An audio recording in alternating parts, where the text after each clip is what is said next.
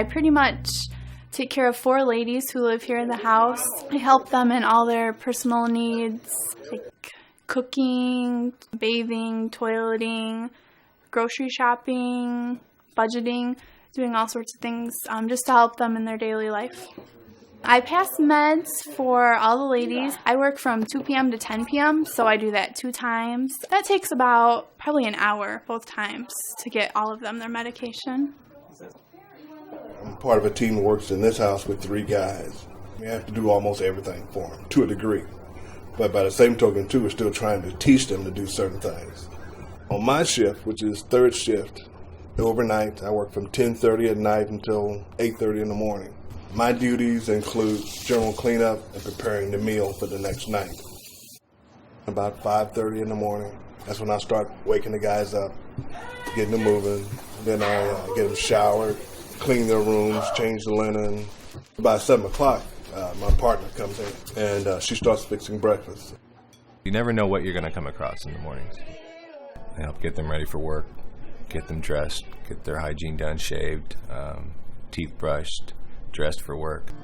If the consumers are having a bad morning, it can be very distracting trying to drive them to work in the morning. Sometimes things get thrown in the van out of their lunch boxes, or somebody's grabbing somebody's screaming obscenities. To get as much paperwork done as I can within that half an hour time I have, check emails, whatnot. The first thing I want to do is I check documentation. I want to check to see, who's sick, who's here, who's gone, who has appointments. Yes, I do have to give up some of my social life, but this is my job. I love my job. I feel like it's more than having just like an office job where you go in and it's the same thing every day. Like, it's always different. It's always can be challenging. It's kind of like my second home and my second family. I have 4 children that I take care of during the day, and then I come to work and I have 7 adults that I get to spend time with and be friends with and help them have the best quality of life possible. It's a wonderful job. Before I got here, I never experienced anything like this. This my first year in this field. It was kind of a shocker to me because I was never exposed to something like this. The rewards of knowing that you're helping a person who normally would be institutionalized, had this been over 25, 30 years ago, to be able to live as normal of a life as possible. I mean, who wants to spend their life in a small room with padded walls? I mean, these people are actually living the way you and I would want to live our lives. They're doing meaningful things. They're working in the community. They're being participants in the community. I really love my job. I know it's not a great deal of money in it, but my satisfaction is no pretend. That's a great feeling when you walk and close the door and go home. I love that. And not a lot of people get that. Paul, he's subject to seizures. He wears that helmet because of his balance. He has very poor balance.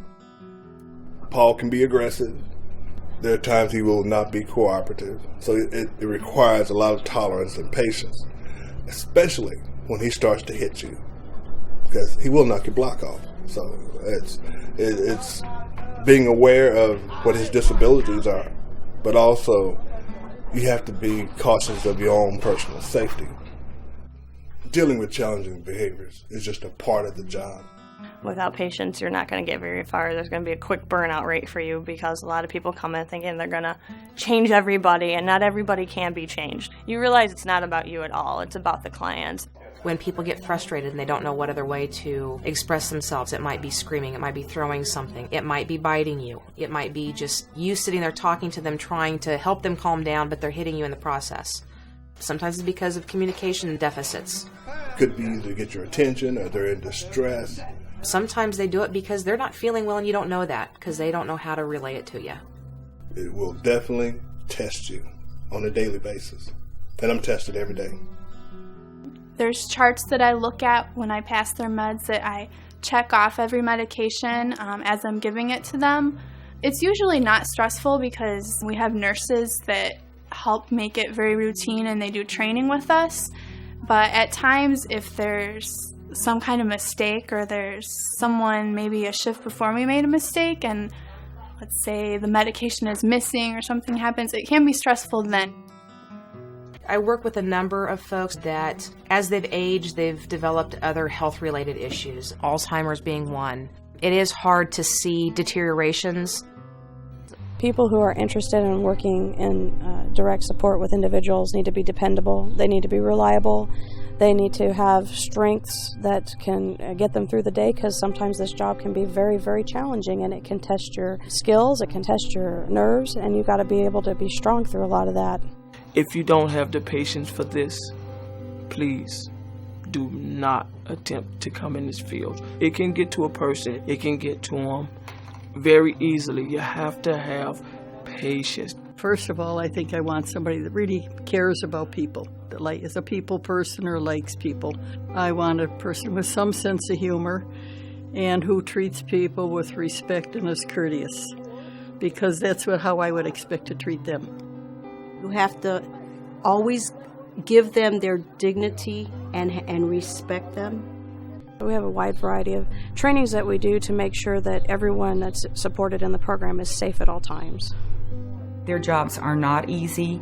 I think that overall their jobs are undervalued, but I'm very proud of what they do day in and day out. It's not easy, but it's very important, and they do a great job. It's very rewarding knowing that you're making a difference in their lives. I would recommend this work for someone who has patience, lots of patience. It's a fun job. You get to be with someone and help them out, and that's like, an awesome feeling. You can't come in doing it for, just for a paycheck. You have to really care about the clients. If someone is here just for the paycheck, they're not going to last. They're not going to last. Make sure you understand what you're getting into and know this about yourself within a short period of time before you get too involved, too burnt out, where people can be hurt by your leaving, because this is a program that the people become very dependent upon their staff, because for some that's the only family they have. You've got to be a caring person, willing to just accept the changes, whatever happens. You got to love it. You can't get rich doing it, but you got to love it.